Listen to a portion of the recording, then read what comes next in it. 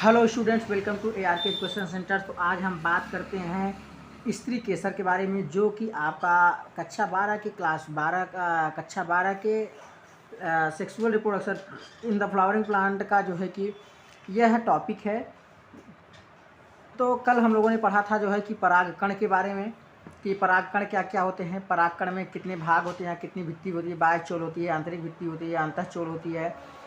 जो परागकण परिपक्व होने पर दो कोशिकाओं में विभाजित हो जाती है। एक जनन कोशिका होती है, एक कायिक कोशिका, जो कि 60% पादपों में ऐसा होता है, बल्कि जो अन्य पाए जाते हैं वो पहले से ही दो नर युग्मक बनाकर रखते हैं। और जो है कि धान, गेहूँ, इस सब की जो है कि परागकण की जो जीवन क्षमता होती है वो 30 मिनट तक होती है। लेकिन जो है कि जो आपके रोजेसी फैमिली होगी या लेगुमिनेसी या सोलिनेसी फैमिली, आज कुछ ऐसे जो पौधे होते हैं जिनकी परागकणों की जीवन क्षमता क्या होती है, महीनों तक चलती रहती है। कुछ जातियों के जो है परागकणों को लिक्विड नाइट्रोजन के साथ -196 डिग्री के कई वर्षों तक भंडारित किया जाता है, जिसका जो है कि भंडारण पराग भंडारण या भंडारिष्ट में किया जाता है। तो आइए आज हम बात करते हैं स्त्री केसर के बारे में कि स्त्री केसर क्या होता है।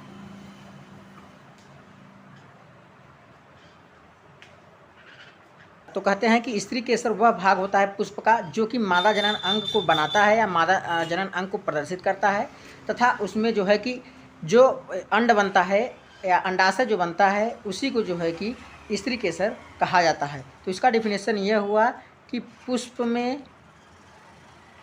मादा जनन अंग मतलब जायांग जिसको बोलते हैं, मादा जनन अंग तथा मादा युग्मक अंड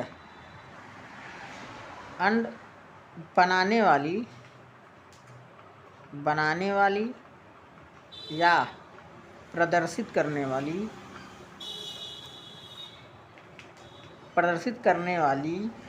पुष्पीय भाग को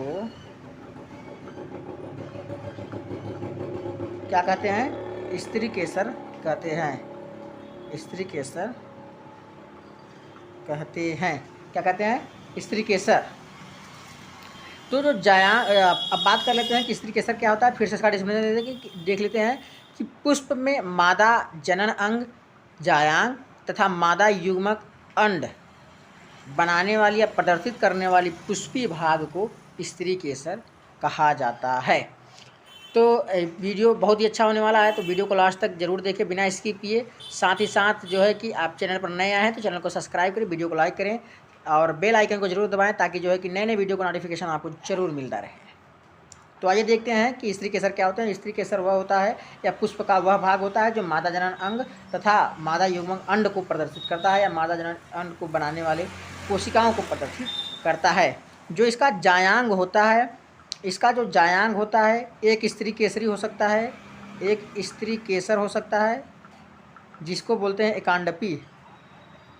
इसका जो जायांग होता है एक स्त्री केसर हो सकता है या जो है एकांडपी हो सकता है, या जो है इसको बोलते हैं बहुस्त्री केसर। बहुस्त्री केसर जिसको बोला जाता है बहुतांडपी। क्या बोला जाता है? बहुतांडपी। क्या बोला जाता है? बहुतांडपी, बहुअंडपी। ठीक बा, एकांडपी बोला जाता है और बहुअंडपी बोला जाता है। इसमें कुछ और भाग होते हैं कि जहाँ पर एक से अधिक अंड पाई जाती हो और स्त्री केसर में आपस में संलग्न हो, उसी को बोला जाता है युक्तांडपी। क्या बोला जाता है? युक्तांडपी। युक्तांडपी किसको बोला जाता है? जहाँ पर बहुत सारा अंड पाया जाता है तथा स्त्री केसर आपस में संगलित होता है, उसी को क्या कहते हैं? युक्तांडपी कहते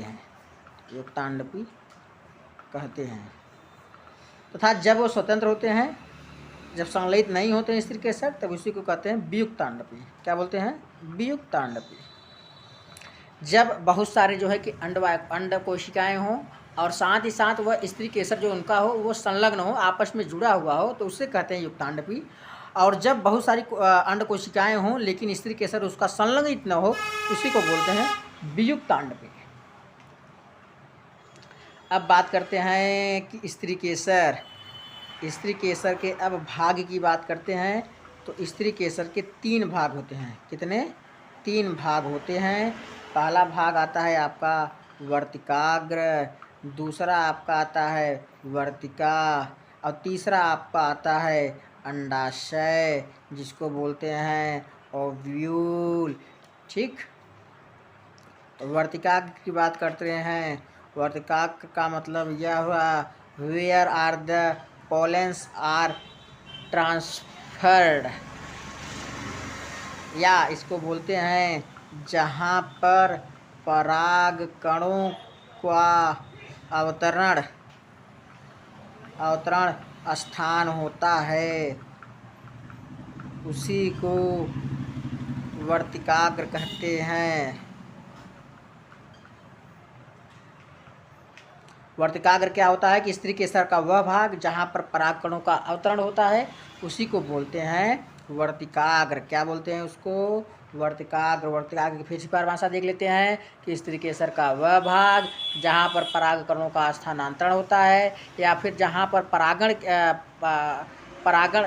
जहाँ पर परागण द्वारा परागकणों का स्थानांतरण होता है स्त्री केसर पर, उसी भाग को वर्तिकाग्र कहा जाता है। अब बात करते हैं जो है कि वर्तिका की। किसकी बात करते हैं? दूसरे भाग की, वर्तिका की। तो वर्तिका क्या होता है?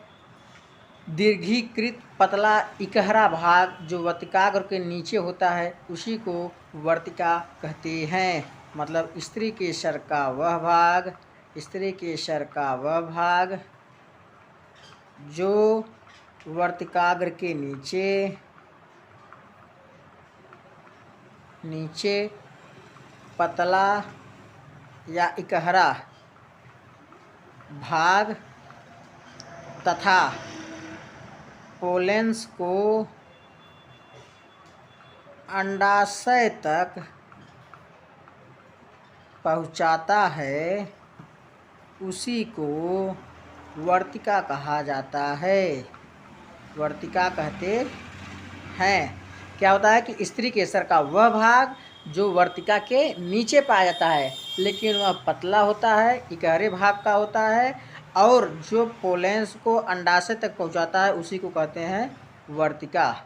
अब बात करते हैं तीसरे अंडाशय की।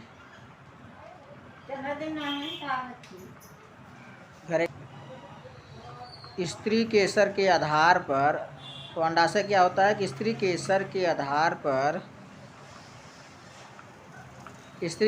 आधार पर उभरा हुआ या फूला हुआ भाग अंडाशय कहलाता है, ओव्यूल कहलाता है। इसकी अंग्रेजी होती है ओव्यूल होता है। अंडाशय के अंदर क्या होता है? अंडाशय के अंदर एक गर्भाशयी गुहा होती है। क्या होती है? गर्भाशयी गुहा होती है तथा इसके अंदर अपरा स्थित होती है। तो अंडाशय क्या होता है कि स्त्री केसर का आधारी भाग होता है, मतलब आधार वाला भाग होता है। यह जो है उभरा हुआ होता है या फूला हुआ होता है, जिसको जो है कि ओव्यूल्स या अंडाशय कहा जाता है। यह अंडाशय के अंदर एक गर्भाशयी गुहा बनाता है तथा इसके अंदर भी जो है कि प्लेसेंटा पाई जाती है या अपरा पाई जाती है। अपरा की अंग्रेजी होती है प्लेसेंटा। ठीक, चित्र के माध्यम से समझते हैं। ये मान लीजिए आपका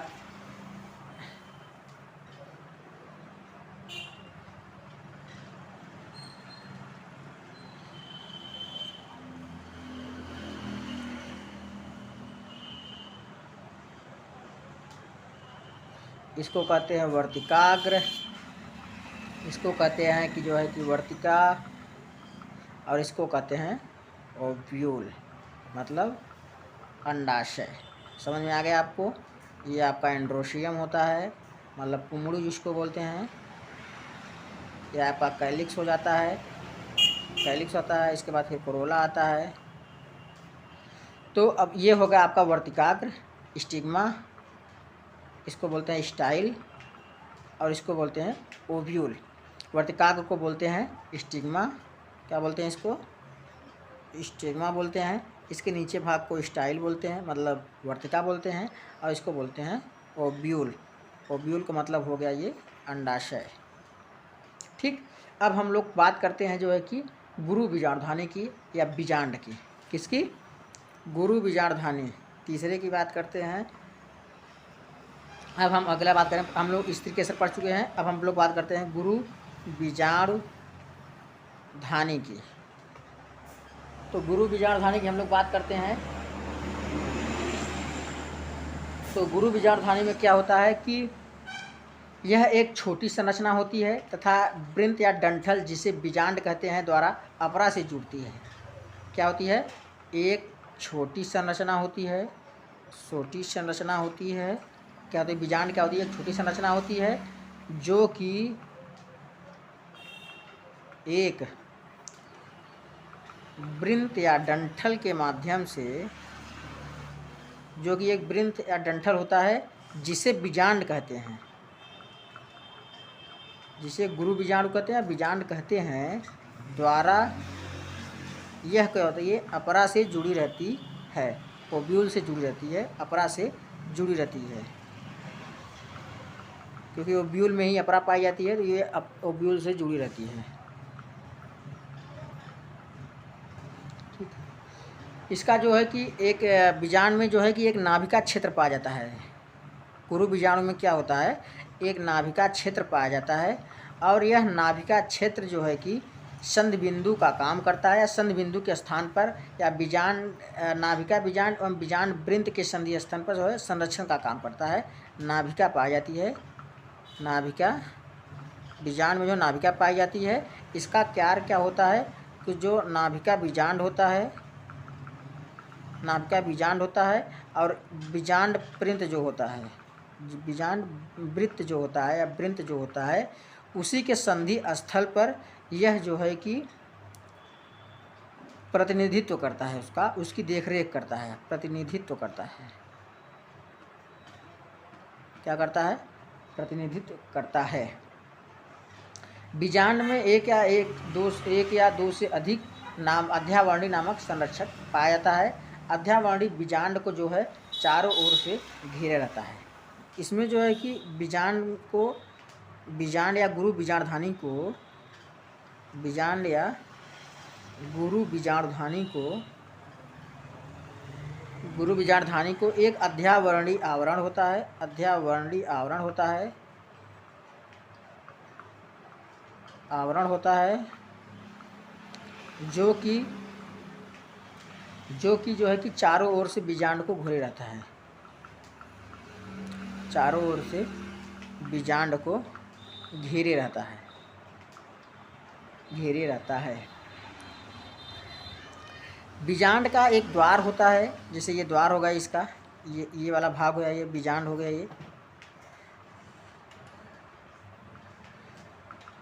ये सहायक कोशिकाएं, 6 सहायक कोशिकाएं होती हैं।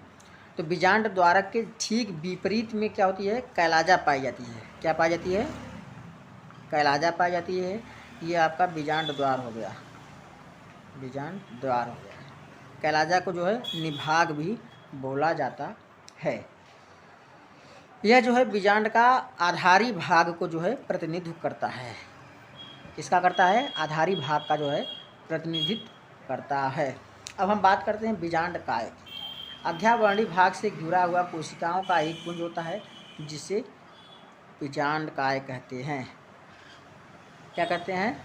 कि अध्यावर्णी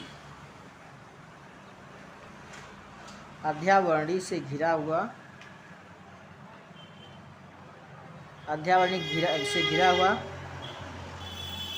कोशिकाओं के पुंज को बीजांड काय कहते हैं।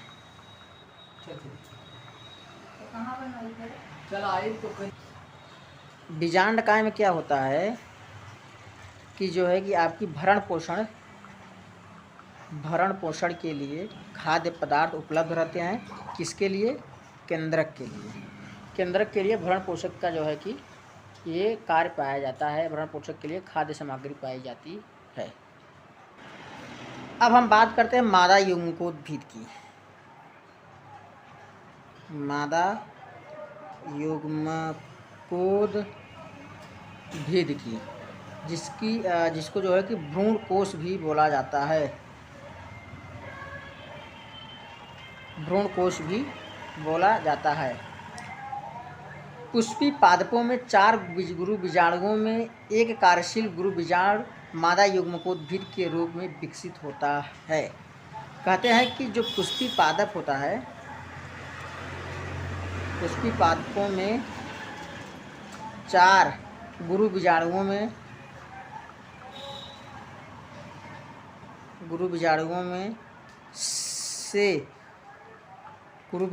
से कार्यशील गुरु बीजाणु मादा युग्मकोद्भिद कहलाता है।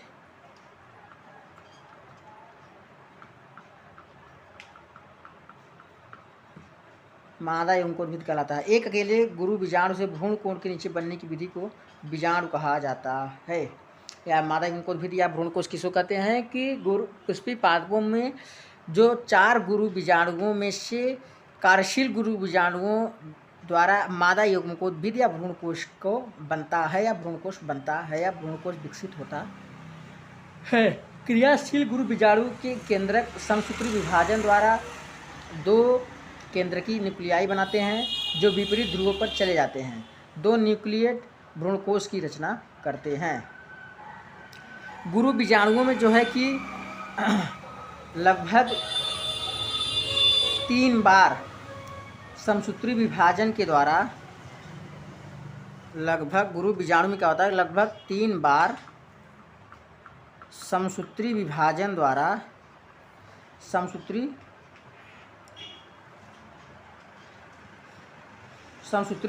द्वारा जो है कि 8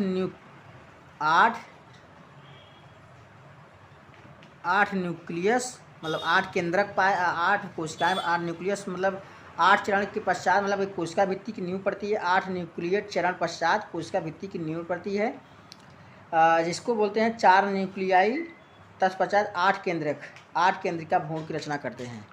3 जो है समसूत्री विभाजन के बाद जो है कि 8 केंद्रिका की रचना करते हैं। 8 केंद्रक रचना करते हैं, जिसमें से 3 सहायक कोशिकाएं होती हैं।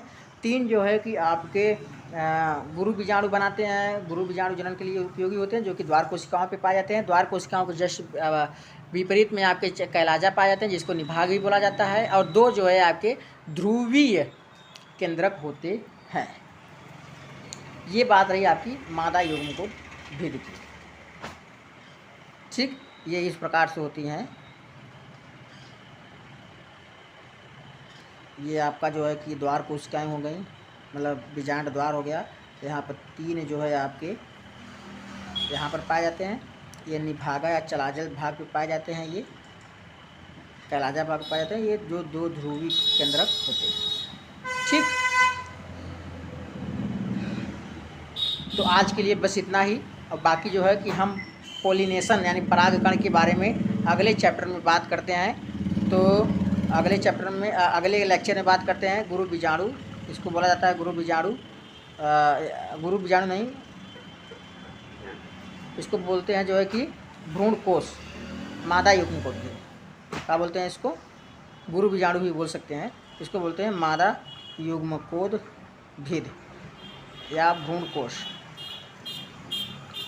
तो अगले चैप्टर में हम या अगले जो है कि लेक्चर में हम परागकण या पॉलिनेशन के बारे में पढ़ेंगे, जो कि जल्द ये चैप्टर ख़त्म करने के सहायक होगा। तो पॉलिनेशन पढ़ने के बाद फिर हम लोगों जो है कि डबल फर्टिलाइजेशन पढ़ेंगे। डबल फर्टिलाइजेशन के बाद जो है कि चैप्टर लास्ट चलेगा।